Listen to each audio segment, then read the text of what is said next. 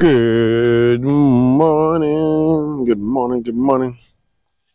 Can you believe it's day 29? It's Friday, just about earlier, a little bit under 6 a.m. Getting ready for my day. I got a conference to go to. Take the little girl to school. It's perfect out. Perfect weather. It's not hot yet. Chill. Sun's out. Sky looks nice. Beautiful. Day 29. We got today and tomorrow left. Tomorrow, I gotta wake up at 3 a.m., start driving. As I said, I don't know if I'll make a video then or later and maybe post it later. We'll see.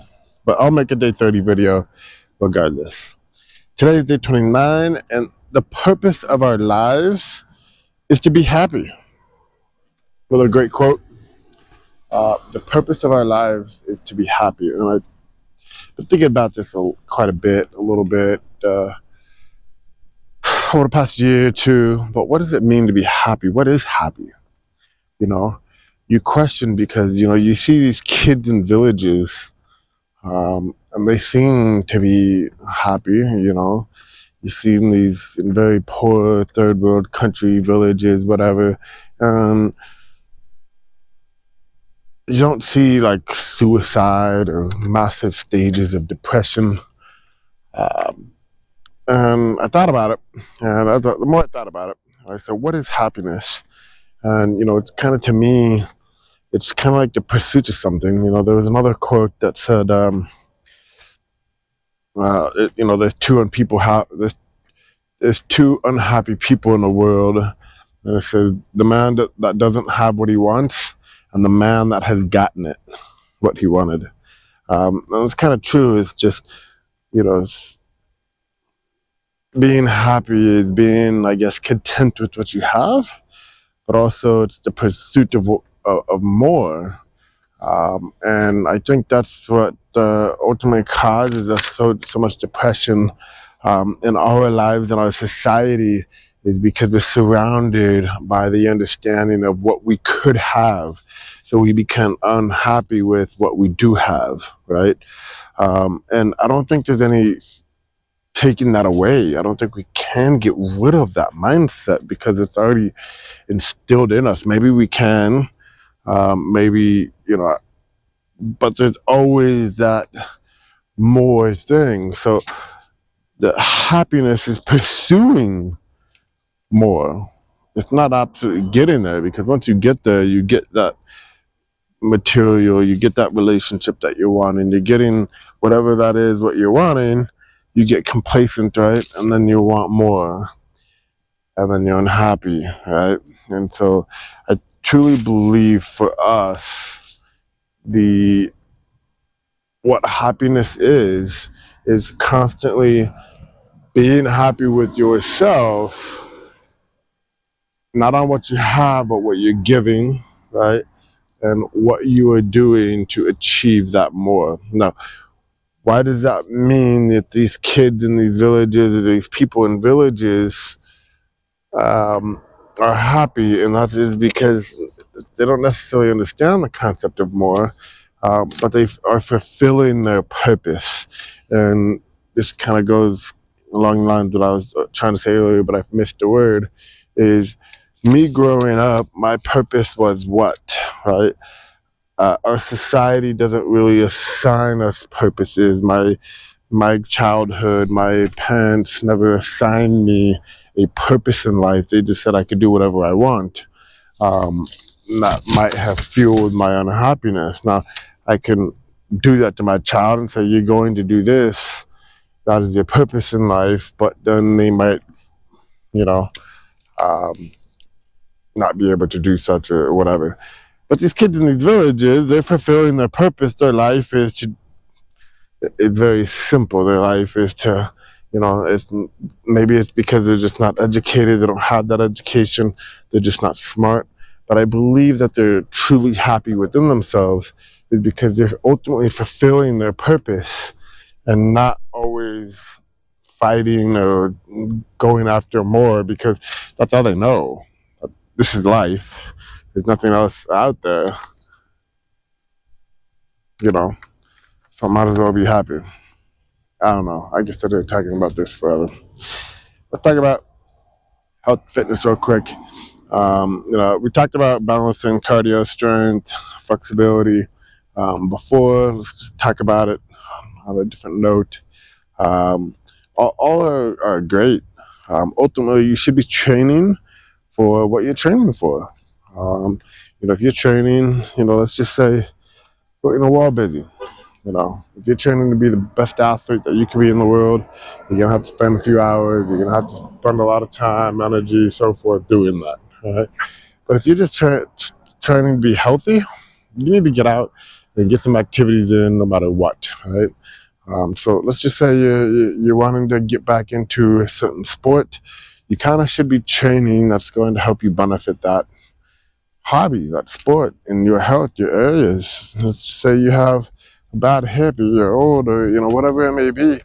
You should train to strengthen that area, and then train to get off some of that stubborn fat, or make you more explosive, or make you stronger, or make you faster, whatever it may that you want to be.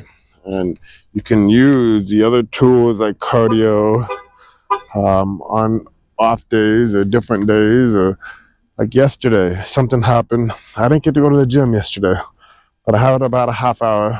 Um, a half hour is not enough time to go to the gym and back. I'd just be driving. So what did I do? Went for a run.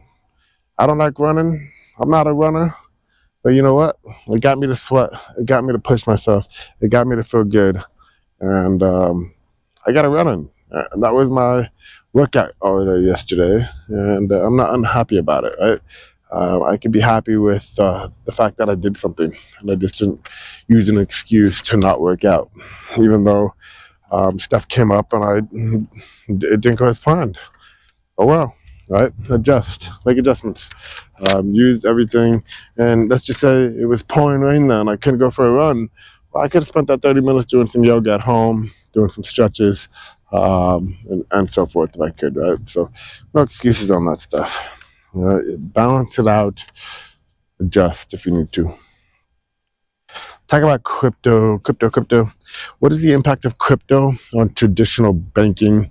And as we've been talking earlier, what is crypto? Crypto is just a different vehicle for how we already do things. It's just a different vehicle, and that vehicle pretty much takes away a lot of jobs, because now we can transfer data in a trusted system, and the whole financial markets, the whole paper-based market, contract title markets, lawyers, accountants, what they do is they create a system of trust. They create that third party, that middleman, that allows people to trust one another and transfer goods and services and exchange money. And we don't need that anymore because we have the technology with cryptocurrency. So the role of traditional banking is going to shift big time. Their role is no longer being a trusted provider. We have that. Their role is going to continue to help service these financial vehicles, right? A lot of people don't want to hold their cryptocurrency. They want to have somebody else. A lot of people don't know how to invest or what to invest in. They want advisors. So there's going to be some roles there, but however, accounting, a lot of the contract-based, going to turn into more techie jobs instead of a little bit more. I mean, we still have to make the rules, you still have to make the guidelines, you still have to make the contracts in a digital format, just not in a handwritten format, just not stored in a filing cabinet somewhere, just not having to be entered over and over and over, and so forth. There has been a report, and I have said this so many different times, but a lot of these banks can eliminate 80% of their employees because of technology advancements, and it's not just 100% blockchain crypto and other areas with AI and all that, but traditional banking can eliminate 80% of the staff, over the next few years. And if that were to happen, you have to understand that what type of jobs are these? These are your high level paying jobs in America. These are your top 1%, maybe top 20% earners in America. And we're not talking about small number of jobs. You know, some of the bigger banks have up to 100,000 employees, and they could get rid of 80,000 of them, 80% of them. That's a lot. So the impact is going to be quite massive. The issue, um, as I said, has become about implementing it. You can't merge an old paper-based system into an immutable blockchain of the past, because the blockchain can't necessarily verify something in the past, and you can't put past data in present data. And so,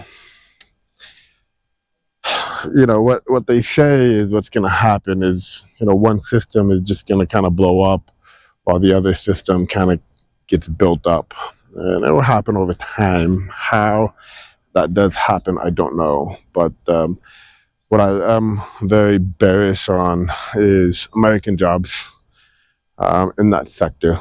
And we'll have the good thing is we're going to have a lot of very smart people being able to transition some of that energy into different aspects of our lives, make the world a better place. Anyway, that was day 29. See you tomorrow for day 30. Peace.